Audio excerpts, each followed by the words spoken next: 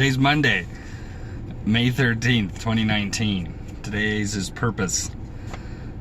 I said apparently March yesterday, and it's May, because it's Mother's Day, so it's May.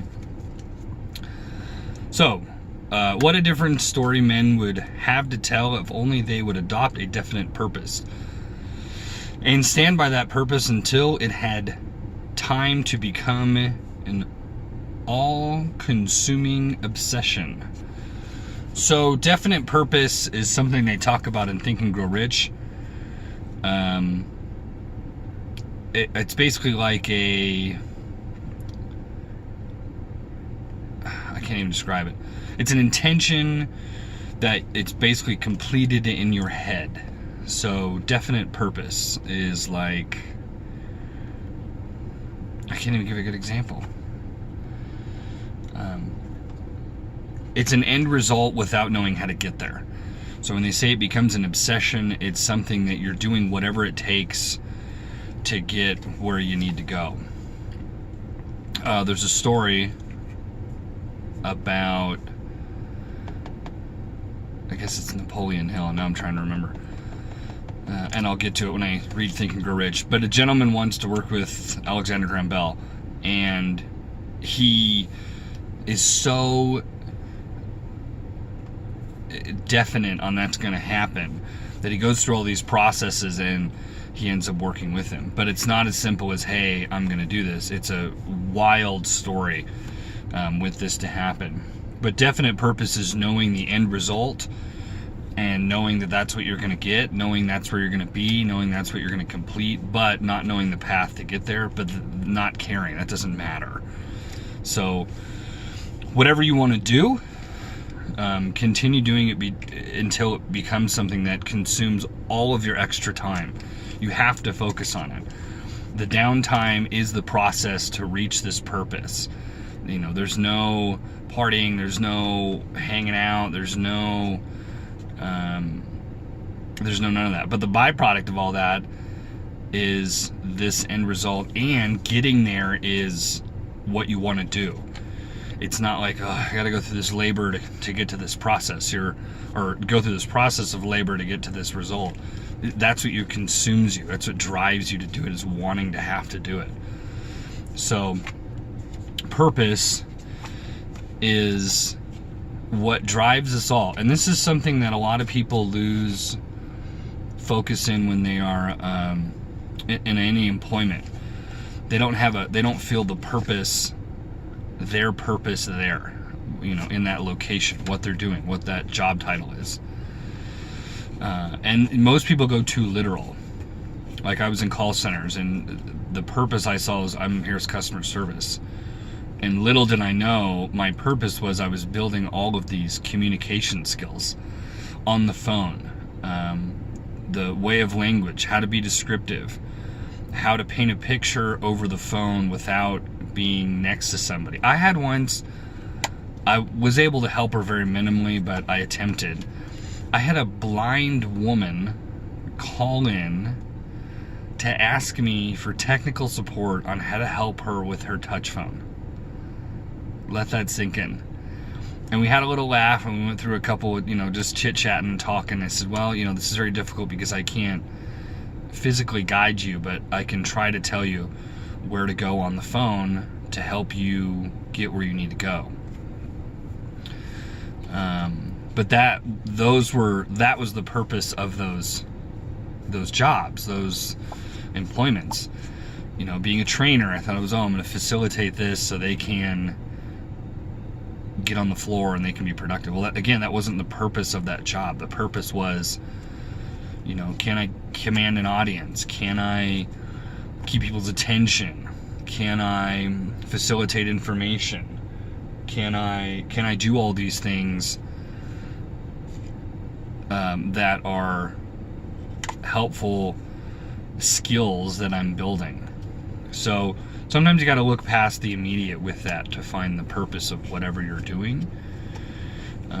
We all have these grand ideas of, I want to help people in the world, and I want to be a movement, and I want to be an influence, and all of that. A lot of people aren't prepared for it. They just don't understand the gravity of what it takes. And I think this is why I like podcasts the most, because podcasts have an extreme responsibility because they're not regulated by FCC, because there's no fines, because there's none of these things. They have an ethical and moral guideline when they're saying whatever they're saying, when they're pulling up clips, when they're roasting people, when they're doing all these things. They have this really moral, ethical guideline that they have to follow. So all the top ones that I listen to personally, all like, I can't get enough of Brendan Schaub. He's slowly turning into my hero, and we're the exact same age. It's really cool. He has this amazing ability to really grill and roast and just talk a whole lot of trash about you, and at the same time make you laugh, and at the same time in the end make you feel compassionate towards this person. It's an extraordinary skill that he has. It's really outrageous. So I think the only person I've ever seen, and he always does it, and he's never negative about anybody. He's grilling you on basically how to be better, and then it's like, hey, I got nothing against them, and they do great work, and I respect them, and so on. But it's not in a condescending way. It's not in a backtrack, oh, I better cover my ass. It's none of those things. It's amazing. Fighter and the Kid with him and Brian Callen is really good. Him with Theo Vaughn on King and the Sting. Him for Showtime, Below the Belt. All of them he's so good. He finds a way for others to bring out the best in him, and he does these setups with these guys that are just extraordinary. I think he'll be one of the best comics in history. I really do. I think he'll be one of just the best known social media figures in history over the next 20 years. Absolutely.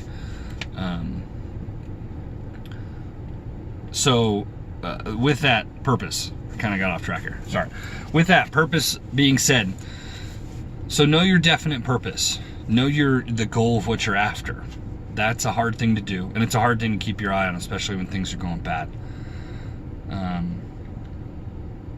Mine is I want to be on stage. I don't know how to start. This is my platform. This is what I'm starting with, and I'll address this now. For those that don't know, I got my very first super negative, hateful comment, and that means you're doing something right. I wasn't angry. I wasn't even mad at it. I was upset because I know this gentleman. I've known him since I'm 36. I've known him since I was, probably 5. I've known him a long time. He's 4, 6, 7 years older than me, 7, 8 years older than me, something like that. And him and his brother, I've always looked up to. His brother's son, I was around when he was born. I know his brother's wife. I know his mom used to babysit me. Dad had a company in town that was well known. So I was disappointed in who it was, but clearly he's going through some serious issues of his own. He's had a lot of stuff happen in his life, and I removed the comment just because I don't want that negativity just looming there, and I didn't want to start this huge social media fight, because there's a lot of people that I know that know him, and there's a lot of people that what I'm learning that have my back, which is really nice. So what I was driving at is, if that negativity is coming out, that's kind of good, because the people that are going to listen, the people that think I'm doing something productive, the people that want to support me, they usually don't need to say anything. They sort of let it branch out. But those that are doing something negative or saying that's a good sign, it means you're doing something right. If someone wants to tear you down, you need to not listen to it. You need to kind of chill. It takes a lot of mental capacity to do that, but it means you're doing something right. So I just thought I'd address that. I need to get to work. I will see you guys tomorrow. I'm going to put up a book list probably by the end of the week, so be on the lookout for that. Have yourself a good Monday, Murder Monday, kill it. If it's the beginning of your week, make sure you get it done right. And you guys have yourself a good day.